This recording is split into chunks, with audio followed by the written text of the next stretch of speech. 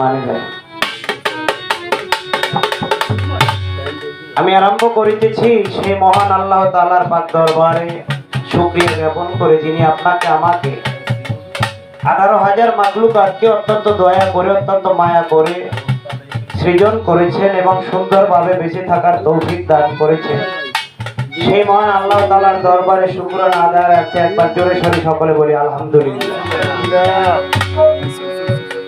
বাবাজি, আজকে যার কে উদ্দেশ্য করে কেন্দ্র করে আজকে এই অনুষ্ঠানের আয়োজন করা হয়েছে, সেদিকে লক্ষ্য করে আমরা আস্তে আস্তে এগোতে থাকবো। সেই মহান আল্লাহ তাআলার দরবারে লক্ষ কোটি শুকরিয়া জ্ঞাপন করি, তৎসঙ্গে তার প্যারা হাবিব হযরতে আহমদি মুস্তাফা মুহাম্মদি মুস্তাফা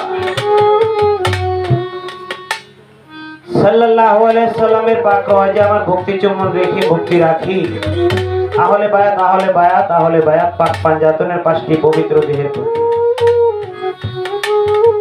তৎসঙ্গে ভক্তি রাখি যে দুজন ব্যক্তিত্বের মাধ্যমে আল্লাহ তাআলা আমাকে দুনিয়ার ভিতরে পদার্পণ করিয়েছেন। আমার জন্মদাতা পিতা দয়াল চাঁদ কেবলা কাবা রাহমাতুল্লিল আলাইহি, আমার গর্ভধারিণী মা, যারা এই দুনিয়া থেকে ইতিমধ্যে ওফাত হয়ে চলে গেছেন, তাদের পাক রওয়াজে আমার ভক্তি চুম্বন রেখে আমার 4 তরিকার মুর্শিদ, আমার নিদানের কান্ডারি পরপারের বন্ধু গাউসুল আজম হযরত মাওলানা শাহ সৈয়দ মুজিবুল বশর আল হাসানি আল মাঝভান্ডারি বাবাজানের পাক কদমে আমার ভক্তি চুম্বন রেখে